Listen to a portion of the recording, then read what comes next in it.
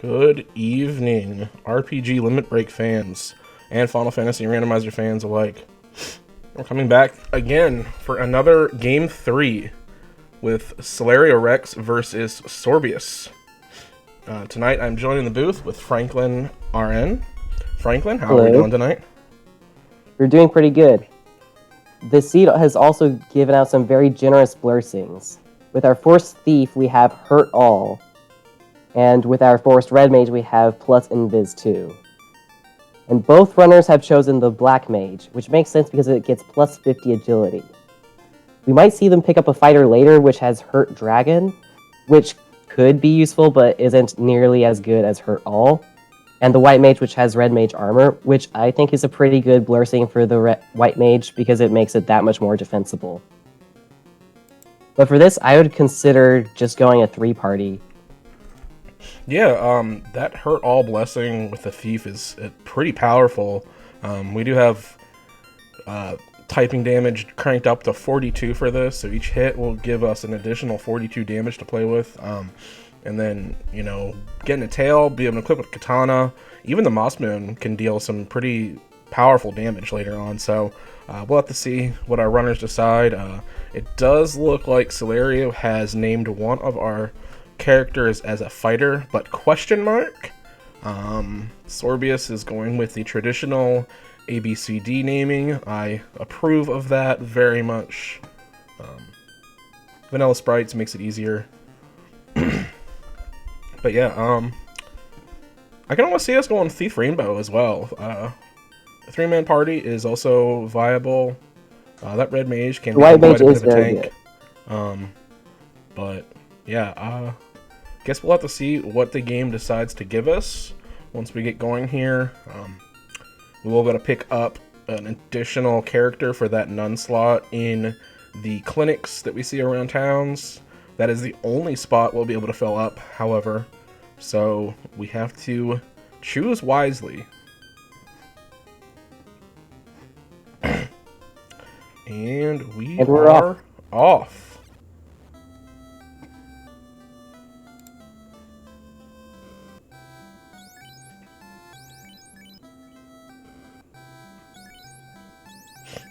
Alright, getting a look at level 1 magic. Saw Fire I think 2. I saw exit for the Red Mage and Wall, which is pretty good. And is that a fighter that we picked up on Solario's side? Is that what was in the clinic? It was. Alright. And both runners have hired it. So we have made our decision. We are going to go Thief Fighter Red Black. We will potentially have White Magic locked out to us at some point, but we will cross that hurdle when we get there. Hopefully, our runners will be able to pick up Life Magic and some Cure Magic later on. We have elected to go the way of speed and power tonight. Yeah, seeing both the Wall and exit in level 1 White Magic both accessible to the Red Mage makes it way easier to pass on the White Mage this seed. Yeah, absolutely.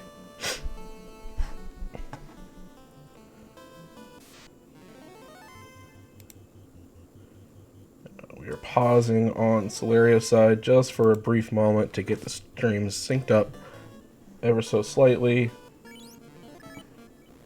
One fun thing that I'd like to point out is that with these flags, 4 out of 256 is the encounter rate for the overworld and dungeons. And near the beginning, we saw 2 encounters almost back to back. So I'm curious to see whether the runners will encounter Manip past those 2 encounters when diving dungeons later in the game.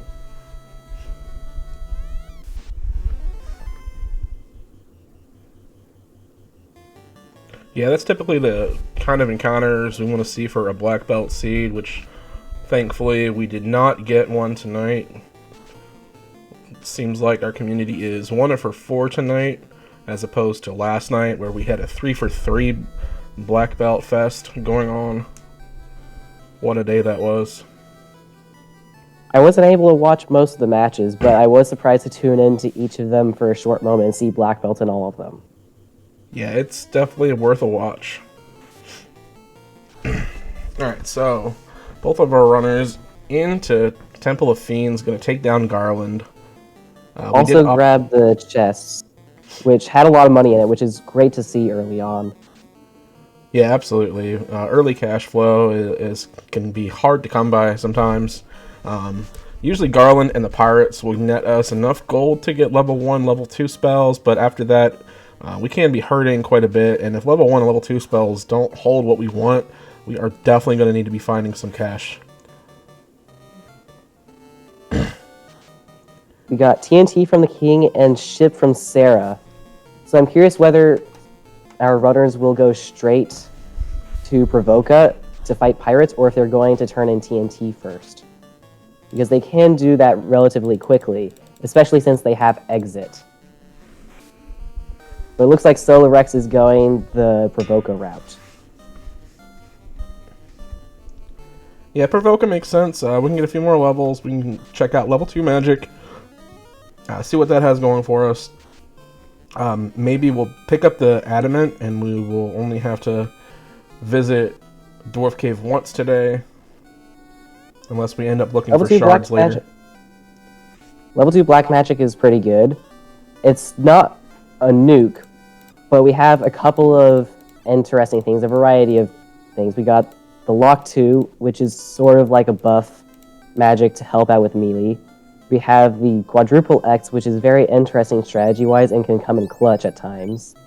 And a nice little sweeper to go along with it. Yeah, Lit 2 is not bad. Life 2 is definitely something we're looking for, and happy to see that on level 2 where all of our magic is learnable. Also saw Lamp and Fog 2. Those are 2 spells we don't want to sleep on. So making level 2 magic a little bit difficult to try to decide what we want there. Lamp being able to cure darkness, which we do have improved dark turn on. So when we get dark by ink or by dark spell, we're gonna hit not hit very hard. More likely than not, we're going to be missing. I believe it lowers our accuracy rating by a tremendous amount. And then Fog 2, also, I have been leaning into the Fog 2 strats. I don't remember exactly who, but I think it was Chanigan that was mentioning that early on, and I am living by the Fog 2 strats. It has seemed to be helping a whole lot with the Kraken fights and the Tia fights, reducing a lot of that damage that we get through boosting up our absorb by a decent chunk for the entire party. The one consideration with that is that usually you want to pick either Evade or Fog strats because they don't multiply very well.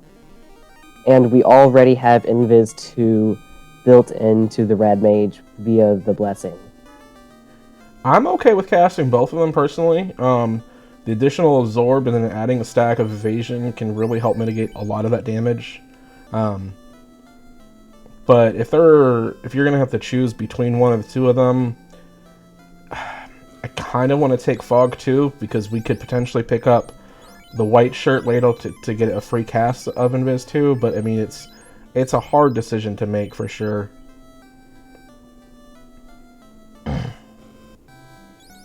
So looks like we pulled a crystal off of the TNT.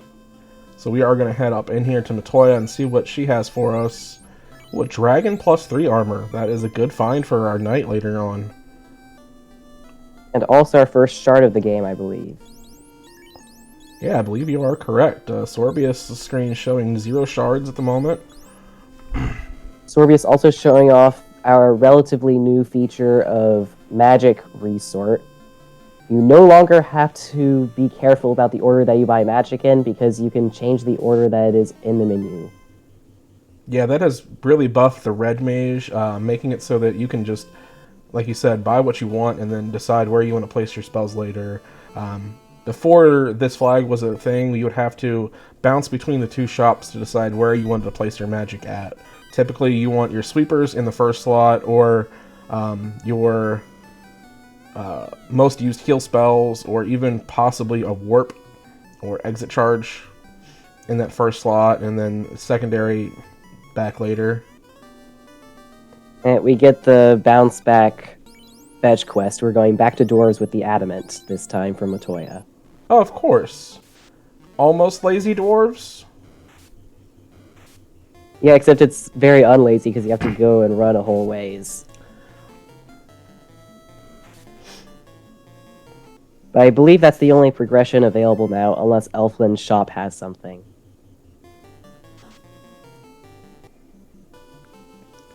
Yeah, so far I haven't seen the shop item, so it could be down there.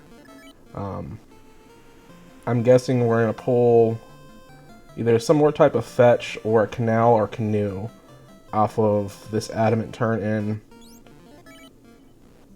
Yeah, most likely a canal or a canoe. I think those are the only things that open up new areas. We could get the floater, but I don't think the game is going to be that nice to us.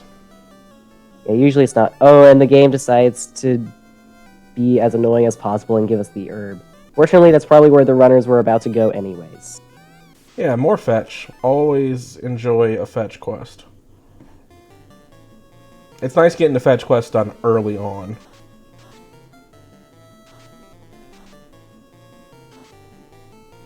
It is interesting when the early game is very linear and where you can go, because it means that it's later on where you see the first route divergence.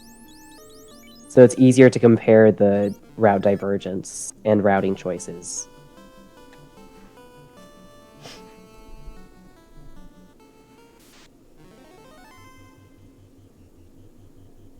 And there's the canoe. So that opens up our... Oh, I forgot the town name, and the Volcano incentives. Crescent Lake incentive, which is probably where they will go first. Yeah, I would lean towards heading to Crescent Lake. We can check the shop item there and see if we have something there. And then we can get a free item off of the old men. But most likely we're going to see both of our runners take a dip into Volcano. There is quite a bit of chest to find. We can get a lot of gear, a lot of gold, a decent bit of levels before we move on out of the Inner Sea. One interesting thing to point out with the canoe is that this is a round of 32 game, which means River to Melmond is on. So if we get a rod or a ruby, that is also an option.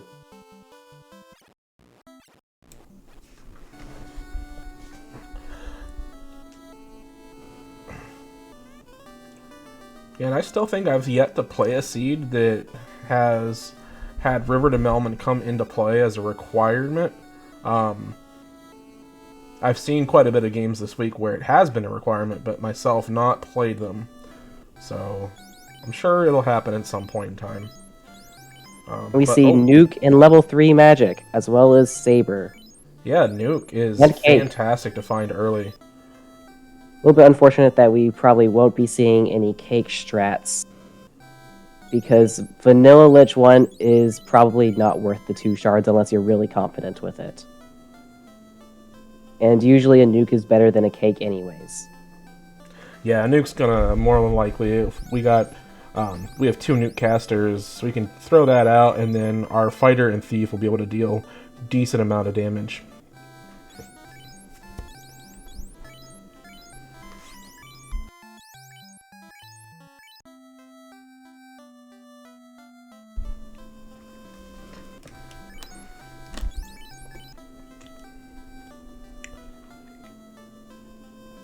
Alright, so far still no shop item. Not too many locations left it could be. There's Caravan, Gaia, and Onrak, I believe. And we get the rod.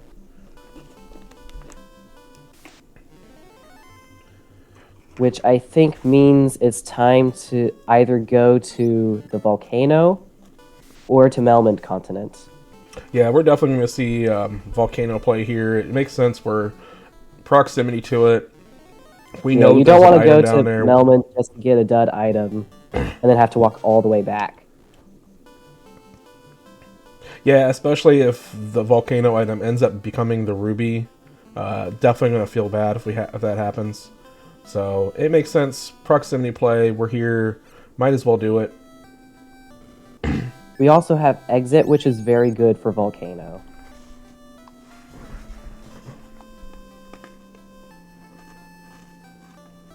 Whether or not we see a carry play instead, though, it's still possible.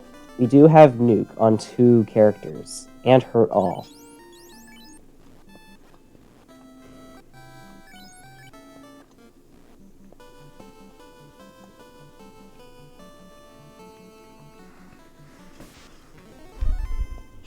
We got an Ice +4. That is very good for the fighter.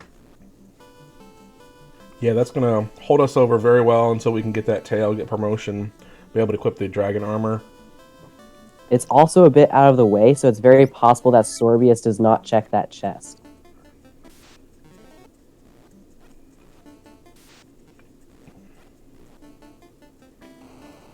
And I want to point out that Sorbius, just now going into Volcano, did burn off those 2 adjacent encounters. So we are seeing encounter manipulation being used. Yeah, and Sorbius also picking up the ice armor. I'll say hopefully that should give us a decent run to get further on down through Volcano without much encounters. Looks like both runners opting to grab the hairpin chest up here. It is a shard. We do want shards. This is a shard hunt. We will need 28 shards to be able to break through the Black Orb and Temple of Fiends to get through to the loot plate to send us 2,000 years in the past to fight chaos. Normally in Volcano, I just grab the armory and maybe a couple other chests. Unless I really need shards and it's later in the game. But it seems that the play is really paying off here. With the Vorpal and the ice armor, the Vorpal is very good because now the Thief will be able to fully utilize the Hurt All once they promote.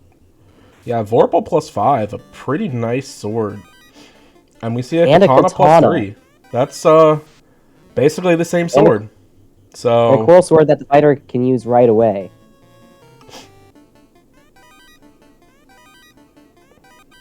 And a ribbon. wow, this Volcano is stacked. I was gonna say this this Volcano armor is pretty loaded today.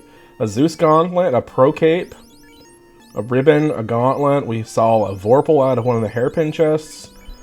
Ice armor. I mean, we are pretty well set for gear at this point. Sorbius definitely making the right decision in saving outside before diving back in with all that good gear.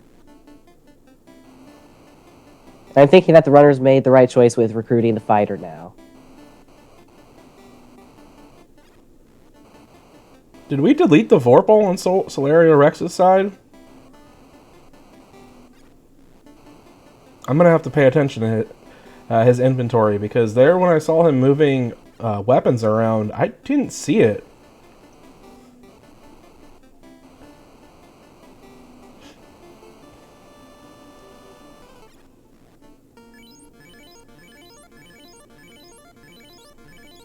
One tip for any would-be runners who are watching the stream, during these intermittent volcano floors where it's just lava, you can always hold down going into the next floor and you will be on the right path. Buffering the input saves about a half a second per floor, and it's also great for easily remembering where to start moving.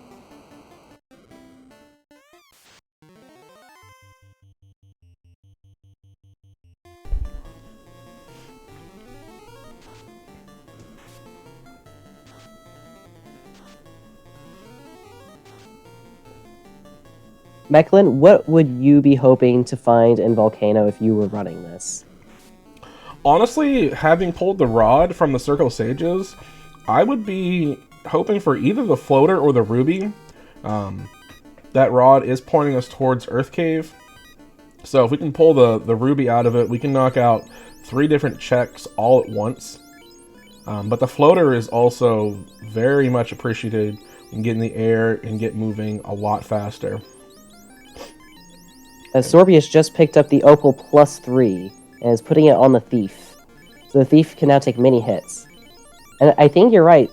Solariorex does not have the Vorpal. Yeah, and I could have sworn I've seen him pick it up as well, so we must have decided to just delete the Vorpal. I can agree with that play if the Vorpal rolls very low, but being a +5 Vorpal, that is equivalent to a Katana +3 almost, and we can equip that to the fighter later on and get some pretty nice crits off on Chaos. We got a kind of a dud item. It's a slab. We'll have to walk all the way over to Melbourne. I would have hoped for a canal so that I would be able to get there faster. But at least this way, they won't have to revisit Melbourne, except maybe for the Ruby. Because they will be able to translate the slab while they are there. Yeah, and Solario opting to exit out.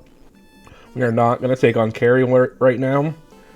Sorbius also exiting out. We've decided that carry is too scary at this stage of the game. We are going to pass on that.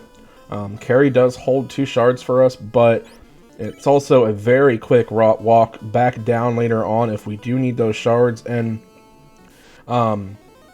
with the encounter table as it is, burning those 2 encounters off very fast and getting a long run, we could probably make it down without running into any encounters along the way if we stick to the lava fields as we go. Solariorex has been slightly ahead of Sorbius for a while, but Sorbius exited from Volcano a little bit earlier than Solariorex did, so the gap between them is a bit tighter now. Although Sorbius fell behind just a little bit more with the encounters that he ran into. And that's fast at level 5. Which is good to see. It's always gets a little bit nerve-wracking when you get to all through level 4 magic and there's no fast when you need fast. Yeah, absolutely. Having the Black Mage means we are going to be able to get fast at some point. But the higher we see that fast sit, the less charges we're going to have for Topher at the end. Being at level 5, we are more than likely going to be able to see 5, maybe even 6 charges of fast, depending on how far we do push that Black Mage up. Also worth noting that the Red Mage will be able to learn it, so we do not have to push it too far. We'll be able to have plenty of fast charges later on. Both learners have been playing extremely well. I think most of Rex's lead is coming from his impressive encounter manipulation. He went all the way to Earth Cave with no encounters and being able to reset out with very few steps. So he's definitely counting either with the music or just feeling it out, how many steps he's taking, so he knows when to put the tents down. Yeah, encounter manipulation is very powerful in this game. You want to take as few encounters on the overworld as you can to save time. Obviously, we cannot mitigate that too much inside of dungeons, but on the overworld, without the airship, we are going to run into encounters, and being able to save and reset out of those gives us a lot faster walking distance, or yeah, something like that. I'm losing my words. You get the idea. After learning the mechanics of the game, I think that the 2 best ways to get better at racing it is improving menuing and improving encounter manipulation. And the winter tournament flags, because of the only 4 out of 256 tiles having an encounter, learning encounter manipulation here is a lot easier than what a typical flag set would have with about 6.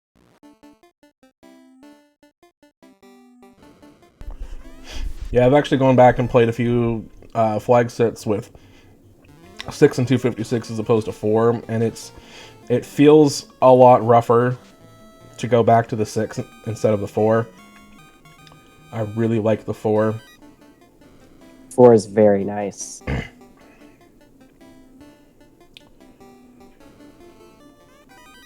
Alright, so far not a whole lot found in Earth Cave. We do see a couple shards being picked up along the way. I We do are like going. taking most of the chest on the way down to Lich Floor. Yeah. It's worth noting that the incentive item is going to be past the rod plate here, as opposed to in the vanilla chest behind the vampire. All of our dungeons are going to have the incentive item as deep as possible. So post rod, deep volcano, which is the Agama and carry floors. And then in Sky and Mirage, it is going to be in Sky Palace as opposed to anywhere inside of Sky or the vanilla chest up there. And then The only exception would be the Sea Shrine, because there, instead of putting it deep, it's either in Locked Mermaids or TFC. yeah, Because we have our special mermaid prison flag unlocked. yeah, absolutely.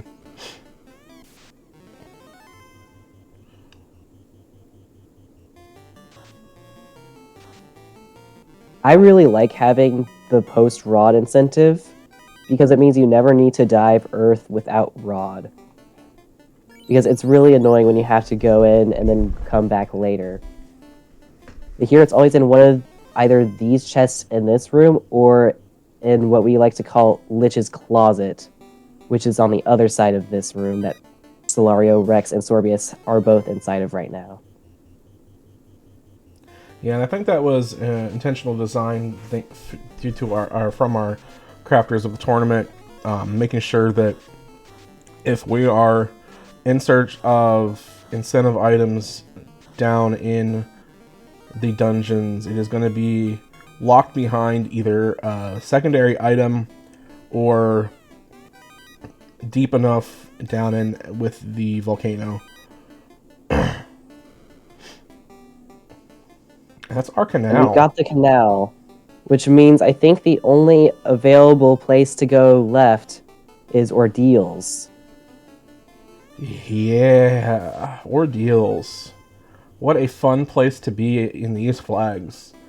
Yeah, vanilla touches mean sorcerers, which there are a lot of there, have death touch, which can even go through ribbons. Yeah, that makes Ordeals a scary place. Sorcerers also showing up in Ice Cave and in Sky Palace, but Ordeals being one of the most prevalent enemies in there, and can roll onto the common encounter, which means we're more likely to see it inside of the marked chests. Hey, Solariorex used cake on Lich, and it worked. Lich deserves It's a great to birthday see. cake.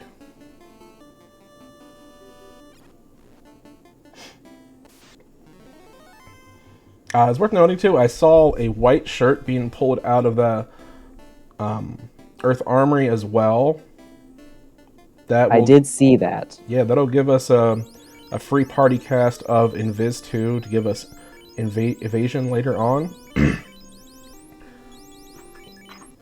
I'd like to point out that Solariorex and Sorbius are still very close to each other, and that they have the same number of shards. They're right about to hit 8 shards, which is going to give them a massive boost in XP and gold whenever they take an encounter. Yeah, with a seed like this, it being very linear, usually up until about the halfway mark.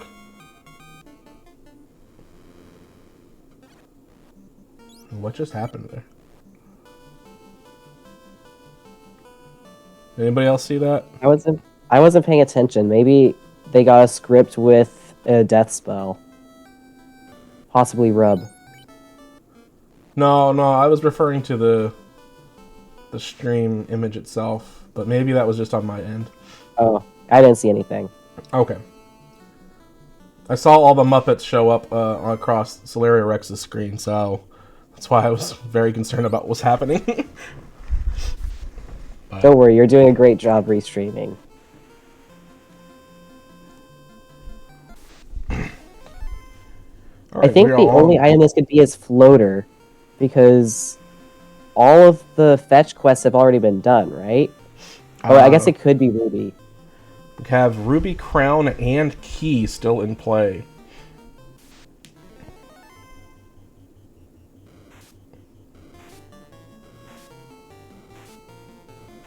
So likely to be one of these items.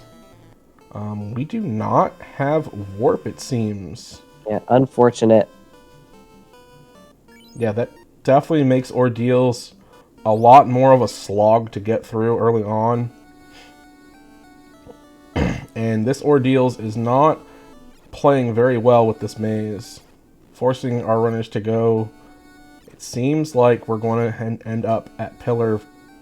Oh no, we are through. I didn't quite see what pillar we were at. I thought it was at least 2 or 3. Whoa, Sorbius just checked the room on the pillars floor, which I never check. And it has the eye tile, the multi-eye tile. So that is an amazing grind tile. That is which the coveted Sorbius will likely yeah. take.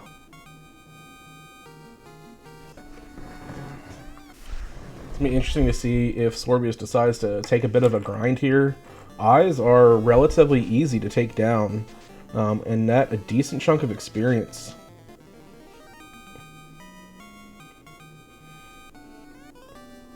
And Solariorex did not see it. Oh, and Sorbius got the floater. Very lucky with the marked box. And I think that means Sorbius takes the lead. Yeah, and we have exit, so we can just hop right on out of there. And Solariorex also grabbing the floater just now. Do you see anything else Solario got? Because I don't think Sorbius got any of those other boxes. It didn't look like there was anything of note in those boxes. Nothing that stuck out to me, at least. So, but yeah, that little play there of checking that room with that one chest that is linked to the top floor has put Sorbius and Solariorex back on track with each other. I really like the proximity play with going to Cardia Isles. Not only is it right there, but it's also just a great first spot to go as soon as you get floater, because there is an incentive item there. And also the marked boxes will have dragons in them, and a lot of the dragon encounters give a lot of XP. Yeah, and our runners were rewarded with finding a ribbon in one of those chests. Yeah, best place to find chests as soon as you have a floater. And there's the ruby. So now we'll probably make the proximity play to go and grab both the Sarda item and Titan's Tunnel. Yeah, floater will make airship will make that a lot easier. Welcome in Raiders from Final Fantasy Randomizer. You are about 30 minutes into Solariorex versus Sorbius, Game 3. We just got into the air for both runners, having pulled the floater out of Ordeals, being the last location we could possibly get to. So now we can see a bit of divergence. And Sorbius just picked up Chime at the caravan location, so that's where our shop item is. Well, we will not see where our locked Chime location will be tonight then, as we have yet to see a bonk off of it, and pulling that Chime out means we'll just be able to get through. Sorbius turning in the bottle, turning into and gets the power bonk. Power bonk, yeah, that is a great find. I think the power bonk is the most useful of the unnecessary items that you can get as an incentive, at least in these flags, because of the vanilla chaos script and the cure 4. You can always just go with the strategy of power bonking until the cure 4 comes out, and then taking down chaos very quickly after that. Yeah, absolutely. And now I think we're seeing our first divergence with Solariorex going down to Lafine to turn in the slab, while Sorbius is going to Sarda and Titan's Trove. Yeah, Sorbius pulling the key off of Sarda, and it looks like the X-Cal in an unmarked box here in Titan's Trove. Ooh, along with the Aegis Shield. Those are going to be great to put on that fighter later on. We will have to hunt down that tail to use them. Meanwhile, Solariorex grabs the cube. So now Sky Palace is completely accessible. Even though Solariorex does not have the chime, it is very unlikely that the chime lock is Vanilla Mirage Tower. It wouldn't be vanilla. The game wouldn't do that to us.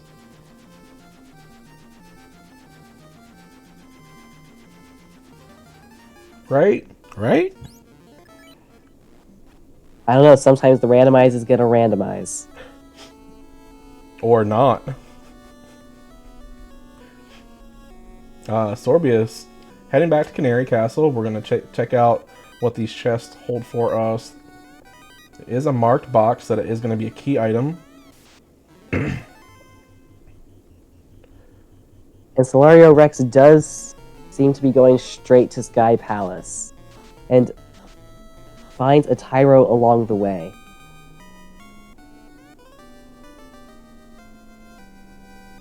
Loot. Loot pulled out of Canary Castle for Sorbius. Having key and loot in hand, that means all we need now is a boatload of shards at this point, but shards to go mode. Obviously some gear to make sure that we can get through, but that thief coming with hurt all means we can just, you know, we can slap on any old sword and do some decent damage.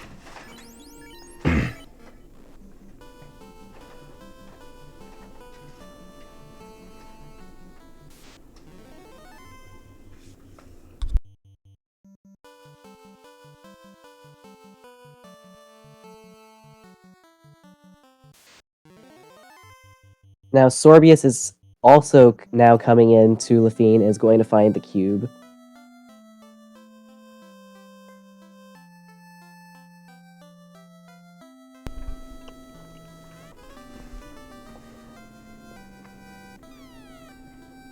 I wonder where Tail is, because Tail is extremely useful for both of these runners. Less because of the magic, although it would be helpful, but especially because of the gear. Although getting life on the Red Mage would be huge.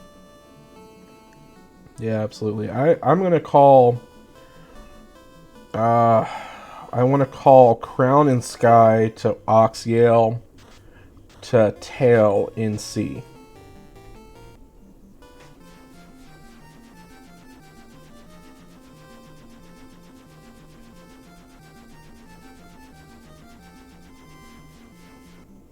I am going to bet that the robot has something important as Sorbius goes to check it. Yeah, we do seem to see some divergence here. Sorbius opting to pass on Sky for now. Not having the Oxyale in hand, potentially having to come back to Onrak for a second trip. But maybe we're going to get lucky here and we will pull the Oxyale out. Solariorex, I believe I saw 2 rows of shards. So that's 12 out of 24, I think? Or is it more shards now in this round? It is 28 shards for the round of 32.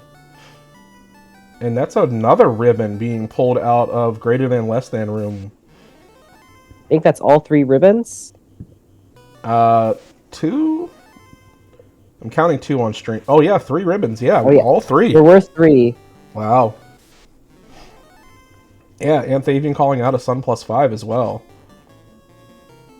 We've seen a lot of really good loose items this game. Oh, look at that. We saw the white shirt. Oh yeah. Proximity play with the Oxyale. Yeah, paying off.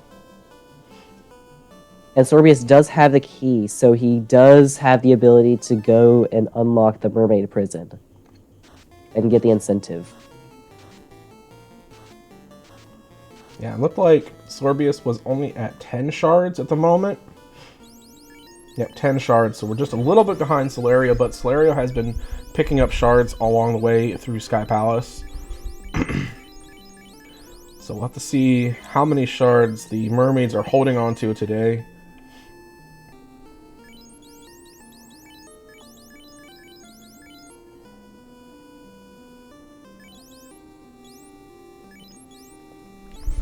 One of these dungeons is going to hold our crown into either tail or defense sword, or just straight up being the tail or defense sword. I think that's all we have left on the table at the moment.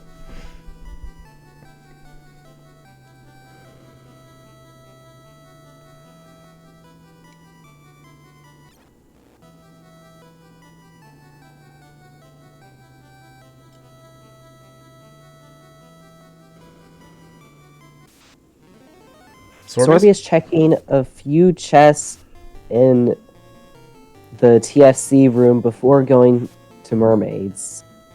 And it appears he is only looking for shards because he bounced out of the room with the non-marked chest. Yeah, I think we're pretty happy with the gear that we have. Most likely only going to be opening unmarked boxes in locations where we can find an incentive item, hoping to find that defense sword to give us our evasion stacks.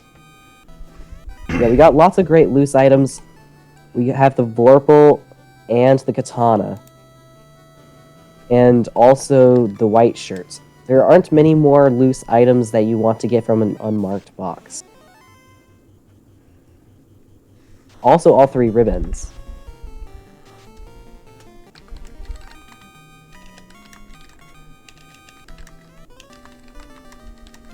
And that's where the tail is.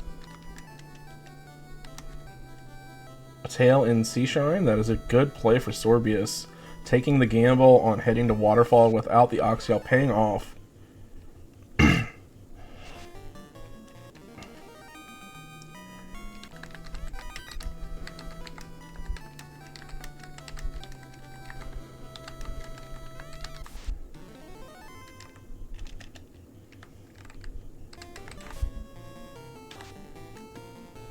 Solariorex has finished off the large spider floor and is now going to the final floor of Sky that can have the incentive chest. I don't think we've seen the incentive chest from Solario yet. At least in Sky. No, it should... Unless we've missed something somewhere along the way, this should be the crown.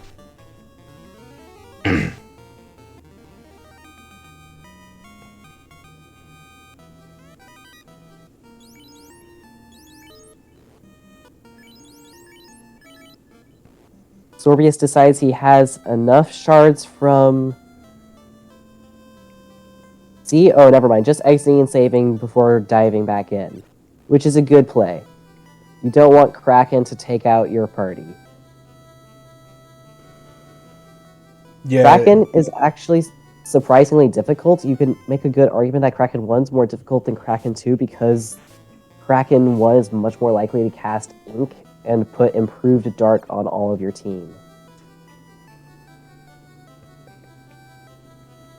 Yeah, we don't have a white mage in our parties either, so it's going to be interesting to see who Kraken decides to target today. My guess is probably the red mage, just because it's as close to a white mage as you can get. But there we do find the crown in one of the last checks that we can grab it out of. And Solario opting to head on up onto the Tia floor to take down Tia and get 4 shards from her. Interesting pathing through Ordeals maze. Yeah, now that we have the increased shard requirement to enter Topher, the Fiend shards are more necessary. You don't want to dive Marsh Cave this late in the game.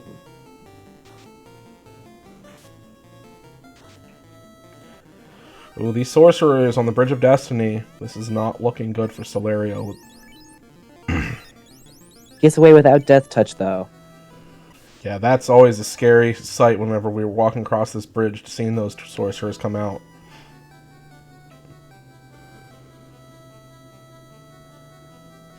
I think I'd be swinging at these fighters. They're a decent chunk of experience, and they go down rather quickly. We are still only level 21.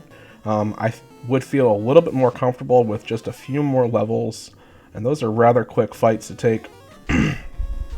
I think I saw Solario tell the thief to hold up the Bane sword, so we might see some cheeky Bane strats for a quick Tia takedown. But if not, we do have the fast ready. And the Bane does not land, but we're trying again.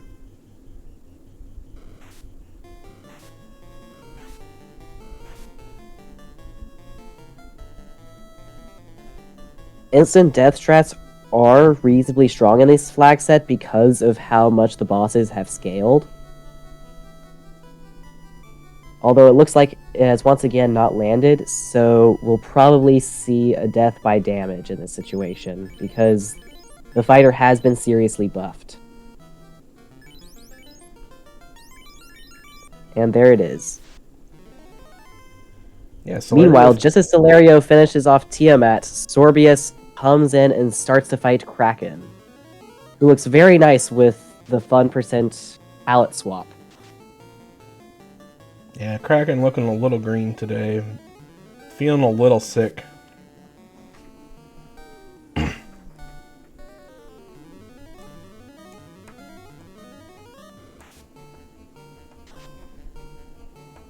Palette swap is a fun thing to put on, but I can't bring myself to do it during an actual competition because it does slow me down a good bit. You get used to it eventually. I know it's definitely something that I struggled with quite a bit whenever I first started using it. The giants and iguanas, I kept mistaking them for the red giant and Agama pack. Yeah, because the red giant and Agama pack, quite a bit of experience. Giants and iguanas, not so much. Sorbius does beat Kraken despite losing 2 party members along the way. Now, all that matters is that we made it through. We can head right back on in and pick the party members up, drop a house, and move along our way. We should be nearing the end of our shard count for both runners. Yeah. Sorbius is going to be promoting now. Solario just grabbed Titan's Trove and Sarda checks. No, we did not get Sarda. Oh, wait, we did. Oh, yeah, we didn't. No, Sarda being the chime lock. Solario did attempt to walk in, and Sarda has been locking us out. So we're going to move on to our next check, Astos. And I did catch a glimpse of the text saying that we are getting the defense sword. Yeah, and I think Sarda had the loot, which would mean that the chime is required. Sarda had key to the loot. Loot being... Okay, that was the other thing I thought it could be. But I think Solario has reached level 22, which means we do have Thief lockpicking turned on. So key not required, chime not required for Solariorex.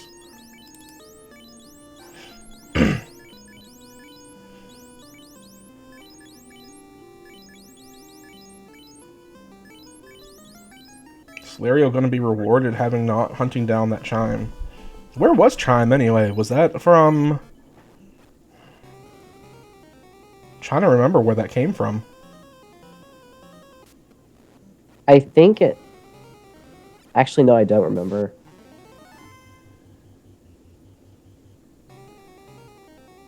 Hey, I didn't know that a thief lockpicking was added to the tracker. That's cool. Yeah, this was just added in yesterday or the day before. It looks awesome.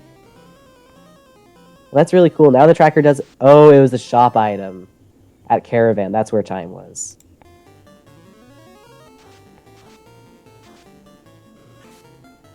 Yeah, now the tracker doesn't need to worry about whether to include key or not once Thief lockpicking is achieved.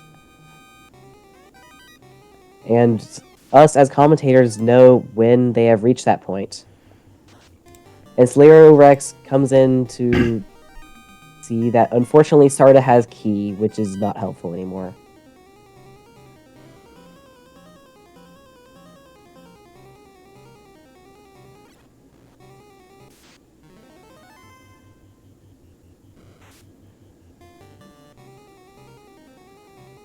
One thing that I like about seeing one runner go to sea while the other goes through sky is that later on they're going to be doing a swip swap, but going through more strong. It's a little bit of interesting spice to add to the race, to see how things go differently when you're more leveled up. Yeah, absolutely. And I did catch a glimpse of shard count. It looks like Sorbius is 2 shards up, being at 21 to 19 right now. but our dives into the respective flip-flop dungeons should equal out our shard count pretty well. Yeah, this is a very close race on a game 3, no less. Yeah, this could come down very close.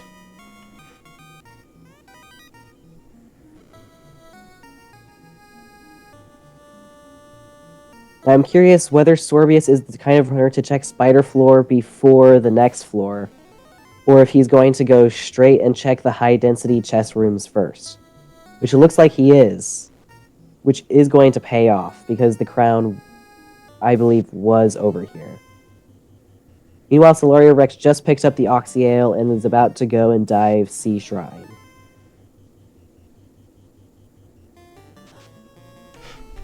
Yeah, Sorbius opted not to take those Wiz Vampires. That's another pack I would absolutely take.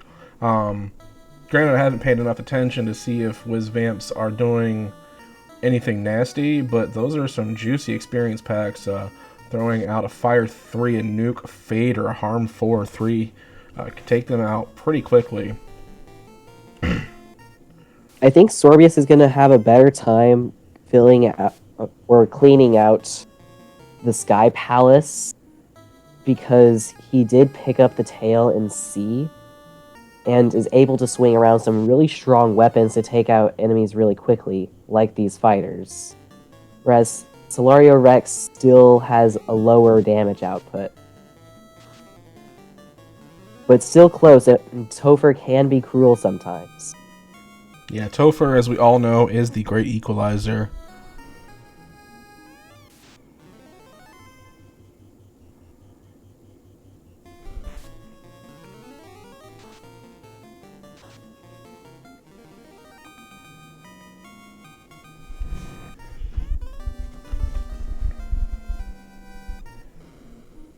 Yeah, in these Final Fantasy randomizer races, it's always interesting to see the pattern of the routes being basically the same at the beginning, then diverging a ton once floaters picked up, and then slowly converging back together as the remaining items are all picked up, and there's only Topher left to go.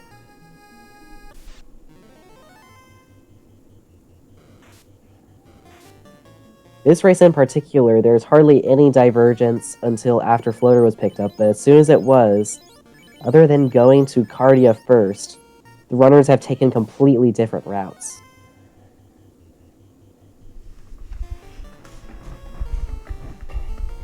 Sorbius coming into Tiamat and is going with a melee strategy, putting fast on both melee fighters, and also power bonking on the knight for the first hit. This will likely be a quick fight, because I'm seeing very high damage rolls. And that is it. Having the X-Cal and the Katana is very helpful for taking down Fiends. Meanwhile, Solariorex just picked up the tail, which can be used to equip his Katana. And I think X-Cal, I forget whether he's picked it up, I think so. Yeah, Solarius did visit Titans, so was able to pick up his Aegis Shield and Excalibur. I think he did miss the Vorpal or accidentally threw it away, so we'll not be able to switch to it during the Chaos fight. And we will possibly see the Ninja be the primary melee for that. Yeah, that Tia fight there, I saw the katana-wielding ninja deal over twice as much damage that the knight was able to deal with. Having the increased crit rate with the katana plus the hurt all blessing that came along with the ninja. I would almost bet that the ninja is going to be our primary damage dealer as we move through Toph, especially for Chaos, having the additional crit rate. Yeah, X-Cal on its own is a decent weapon. The thing that makes it great is its hurt all capabilities. But when the ninja has hurt all and can combine that with the high crit of a katana, it's not much of a contest. I'm curious to see whether Sorbius will move the power bunk to the ninja after going into Toph. Sorbius is taking on Carry for a couple extra shards before diving either ice or marsh.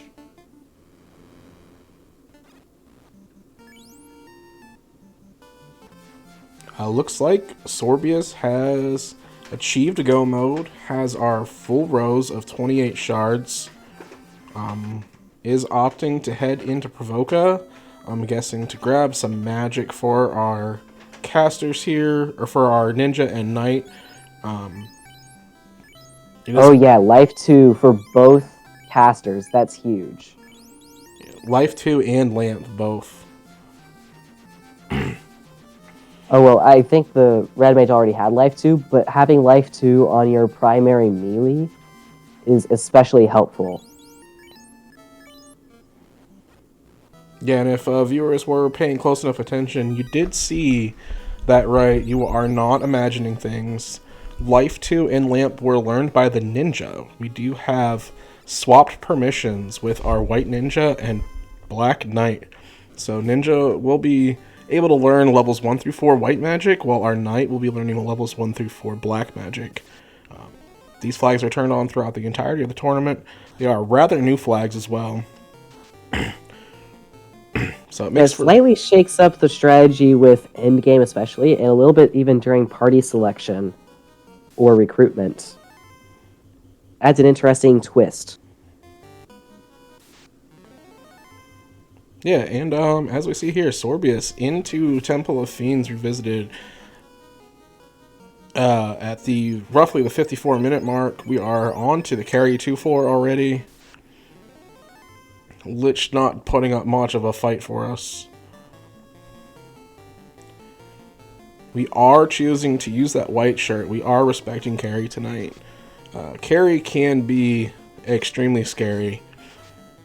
She does punch almost as hard as Kraken. Sorbius not getting turn order, fast coming out after the swing, but one more swing from that X-Cal and carry is down for the count. We are moving on to the Kraken floor.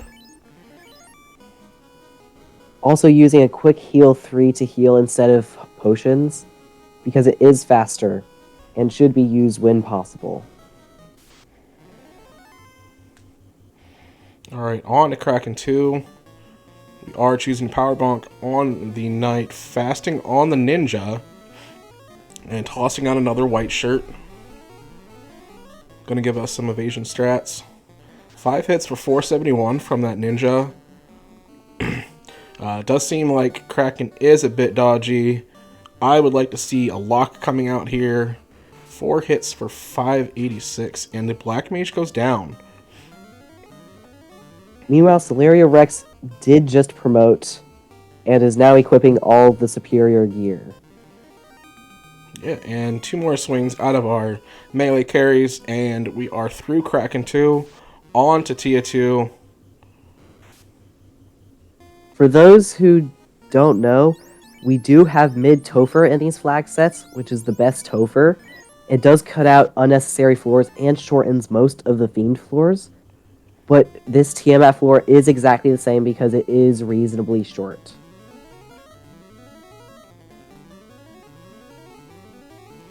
Alright, so another fast coming out on the Ninja, another Power Bonk coming out on the Knight, another white shirt cast, and Tia 2 casting Bane, taking out that Black Mage.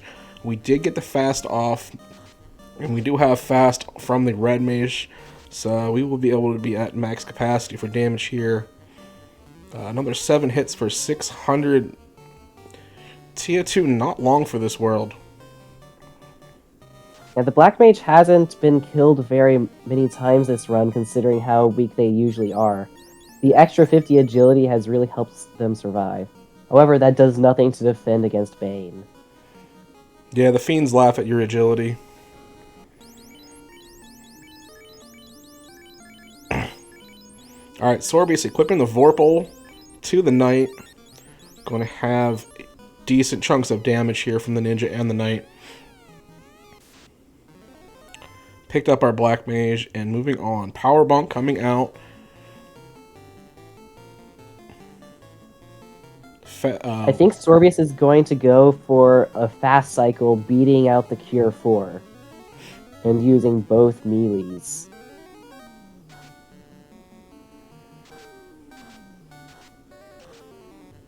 Okay, Crack coming out, missing all of our party members. Very nice.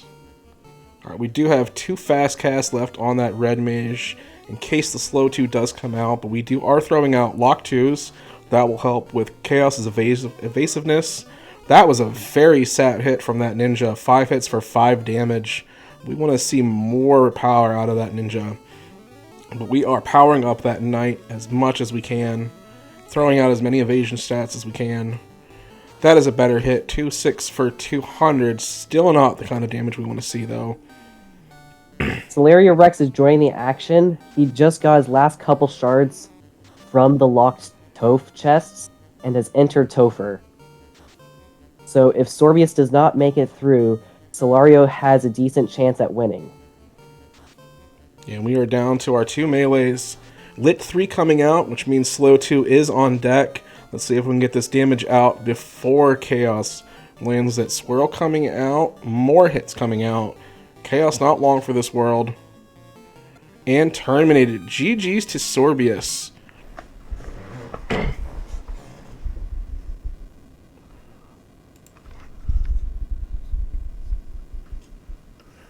With an official racetime.gg of 59 minutes, 9 seconds.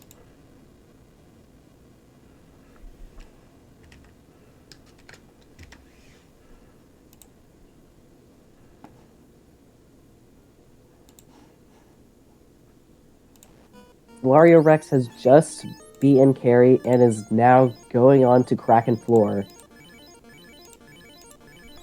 Healing up before going the whole way. I agree with healing after moving through floors. Far too many times have I accidentally walked back on the trap tile with the boss in any kind of Toph. So taking a little bit of a risk to move to the next floor is usually a better risk than walking onto the tile to fight the Fiend again. Nuke comes out, and another nuke comes out. Both for relatively high rolls. You get a couple swings, and the ninja did a lot of damage. The X-Cal on the knight did not do as much. Got another high roll with the katana, another high roll with nuke. That is the end of Kraken.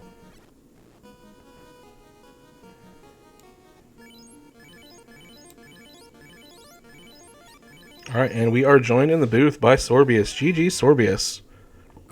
Thanks. That was it was interesting. It was a scene.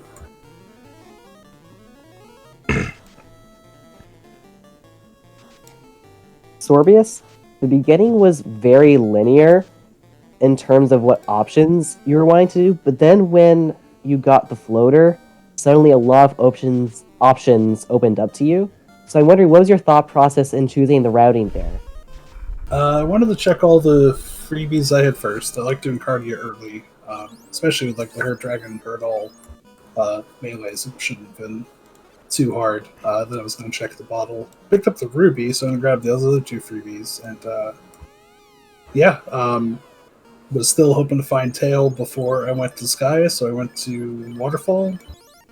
And then to see, and that was Tail, which was great. And then I went and blended Tiamat, and that was it. Solariorex just entering the Chaos fight and is setting up all of the buffs for the melee. And I think I saw a fast going on to the fighter, which has been moved to the 3rd slot for safety. And also activating the defense sword.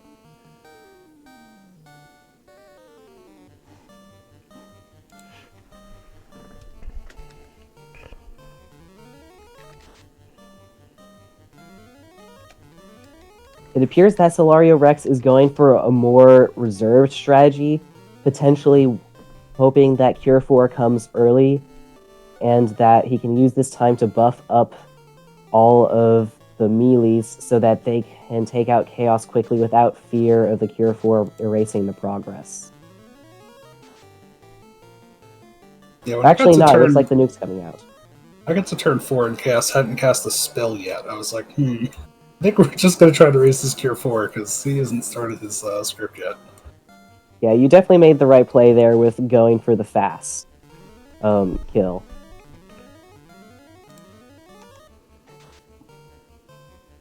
The ninja was really helpful with this one with the high crit rate and the hurt all. And I like how you had fast on both of your melees. Yeah, I mean, a katana with the crit rate will still do damage on chaos with a fast. I mean, it's not enormous, but, chipping in 1 to 300 damage or so every round is definitely helpful. Yeah, that first swing with the ninja on chaos was quite something to see. 5 hits for 5 damage. Yeah, he started out weak, but he got there. He figured it out. Solariorex just got hit with the Cure 4 on Chaos and now needs to start over, unfortunately.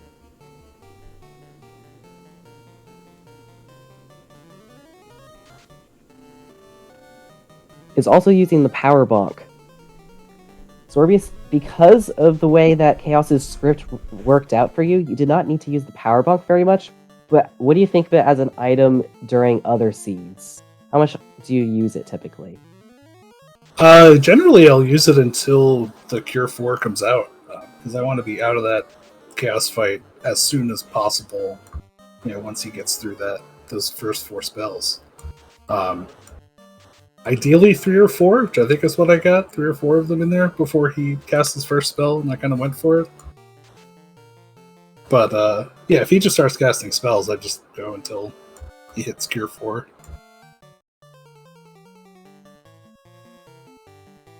It is fun to, with Fast and a Vorpal, get 10 hits for, 2,800 damage or something, so there's something said for that.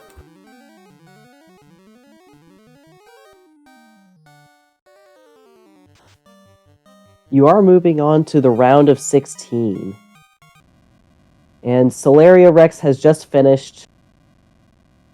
Congratulations to Solariorex for a very fast finish at 1 hour and 4 minutes and 50-something seconds. And we will also invite Solariorex into the booth for an interview if he would like to.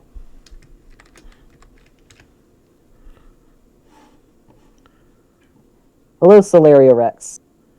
How was that? No, it was okay. GG's. Yeah, GG's, man. Alright, quick question, Solario. Yep. Did you pick up the Vorpal? No. Oh, okay.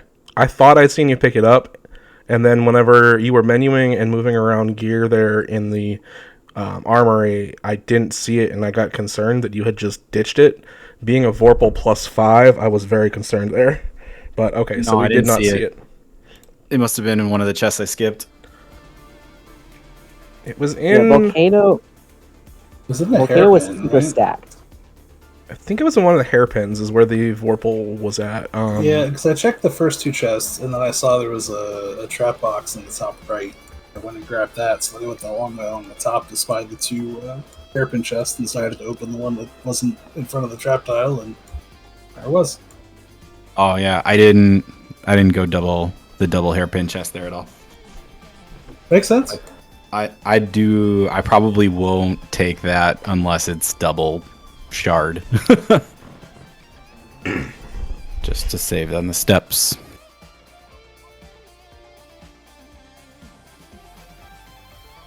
I'm wondering for both runners, what did you think of the Volcano? A lot of loose items landed there. I mean, other than getting the slab out of it and having to go to Earth Cave before getting the floater or the canal, it was great. I love getting a free ribbon in Volcano. Yeah, I think the fact that the loose items were there is overshadowed by the fact that you walk out of there with the slab and feel like you've wasted everything. I thought we had the canal, and I was like, man, I picked wrong again, and it's in Ordeals the whole time. And now I'm like way behind. I'm like, well, I'm going to Ordeals before I'm doing friggin' Earth Cave. And then I went and my canal wasn't open, and I was like, oh, Wait, okay, never mind. You had to do that. Fair enough. Yeah, that Melmond River will get you. Yep. It's a long walk. I was really hoping that you would get Canal in Volcano, but it was Slab. At least it was Slab, and you're able to translate at Melmond and not have to go it back did into that later. everything required, so that was also nice. That was the loot, right? The loot was in It was the cube. It was the cube. Oh, or- yeah. It was the cube or the oxy. It was one of those. Because we got the bottle early, so you could do if you got the slab translated, you could do bottle into slab into Mirage Tower right away. Yeah, there was a great play in Ordeals checking the room during the pillar floor, which had both the eye tile with multiple eyes and also the incentive floater. So you're able to exit out very quickly, and that closed the gap with the race. It was very close going into floater time.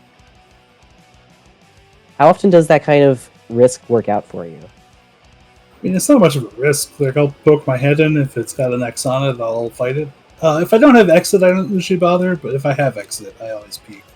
Because if it's the incentive and I don't have to keep risking, boxes of swishers to find my incentive item, I'll just leave. It's only like 10 chests on the top of Ordeals. It's not going to have that many shards in it. Oh yeah, being able to exit out was really nice. Yeah, there Normally when was that there was one shard and nothing else really of note up there. Yeah. Any final thoughts before we sign off? I mean, GG's, man. Good luck against Spell Zap. Need more than luck, but thank you. I'll do my best. Well, thank you for coming to interview, and thanks for the great runs tonight. Also, thank you to everyone who participated by watching the stream and talking in Twitch chat. I'm going to give all of you a very big good night, because it is late.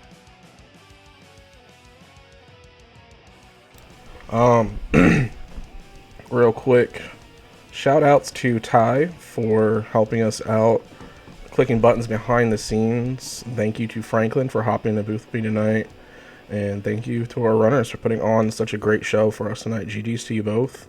I wish you both best of luck in the next round. Sorbius moving on to Spell Zap, as was stated, and then Solariorex having the opportunity to move on in the last chance qualifier, which I believe will come out tomorrow, if I'm not mistaken. And then for folks that are new, we have links in the chat that will get you to our Discord. You can also just visit FinalFantasyRandomizer.com. It takes you to the randomizer page, which also has links to the Discord, has links to the wiki, which has all the useful information that you will need to learn how to play the game. Hop on in the Discord if you want to continue getting notified for races. You can grab the spectator role and will be notified of every race. And if you want to try out the game, coming up in March, we have the Duckling Boot Camp, where Saracen and the other Duckling Dons will teach you how to play the game, and then following directly after the Duckling Derby as a little 5-week tournament where you would fight against other Ducklings to become the new Duckling Supreme. With that, I have nothing further. So, As a duck, I look forward to playing all of you in the Duckling Derby. And I also want to give a big thank you to Mecklin for the awesome restreaming tonight. And also with all the other races he's restreamed recently. it's nothing. But yeah, GG's everybody. Have a great night. We'll catch you next time.